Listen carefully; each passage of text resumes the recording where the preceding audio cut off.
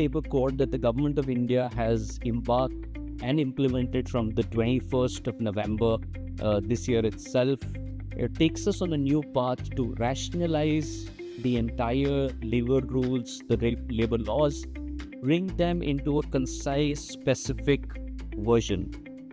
I want to talk through some of the important aspects of those. Take an example that it's been said that offer letters become mandatory, payment of wages before the 7th of every month is mandatory, ensuring that a floor minimum wage is given to everyone is also mandatory, and to ensure that there is rationalization when it comes to what and how you can deal with your workers, both on the hiring side as well as on, let's say, the exit side. A lot of people come back and ask this question, so what's so special about this? Aren't these already supposed to be there, or aren't they already embedded in some law? I think the fact of the matter is that only 15% of India, that's about 80 million out of the 580 million workforce which works out there, were the beneficiaries of all this in the last 78 years. That's your formal economy, that's your formal employment which was benefited. The balance 500 million have not had this benefit. Of that 500 million, even if we keep 250 million agriculture workers and self-employed aside, it still leaves us with a large market of 250 million or 25 crore. And in that market is 123 million people who are in the MSME sector. There are 9 million people who are gig and platform workers. There are 50 million people who are domestic workers, and they are part of the self-help groups. And now the laws cut across anyone and everyone. So it impacts every citizen and every person who's working out there, and not just a selective few who are part of those elite 80 million who had all these benefits. How does this impact Quess? Look at ease of doing business. The first thing the government has said is single registration, single return, single license, everything online.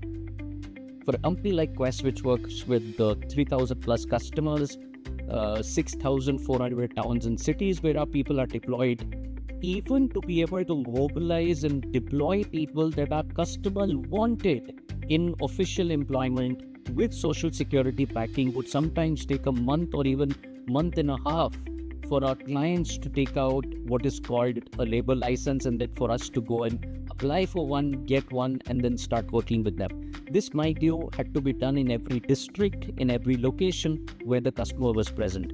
Today, it is now talking about a 5-year national license. So what this basically means is that for a national company, you can have a license for 100,000 people or 500,000 people or 1 million people, and you could seamlessly do deployment whenever the season uptick happens and whenever the clients want people to be deployed. The second important aspect is the labor market expands. So far, companies like Quess was only operating with the 80 million workforce which is coming to the formal labor market.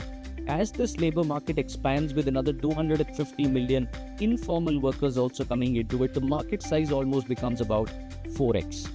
Quess has about 1,300 recruiters out there. We give 42,000 offers every month. We have a technology platform which seamlessly takes care of people deployed in 6,464 towns and cities. We have 21% women employees, almost 80,000 plus of them. And all of this is bound by contracts. This is bound by social security that we give to each one of them. We can now replicate this and expand to the rest of the economy, which the government has said should be beneficiaries of the same thing as well. The third, and here I want to talk about something very interesting. The gig and platform workers have got recognition for the very first time. Now there is an embedded social security for gig and platform work as well, including, the government says, even for domestic work.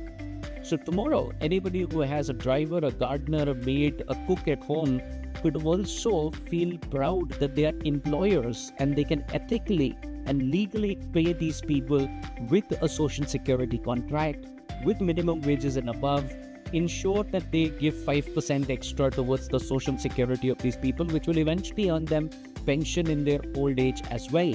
And more importantly, it will give them medical insurance, it will give them death disability insurance. Last point, India is a country of youths with an average age of just 29 years. Our demographic dividend is supposed to be with us for at least 20 more years.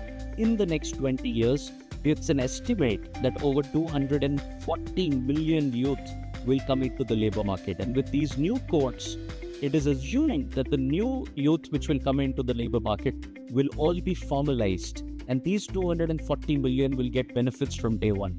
So it's an important day. It's a D-Day. Obviously, the final rules will come out very, very shortly. And then the implementation date, hopefully, should be 1st April 2026. We as Quest are ready. Hope you are too.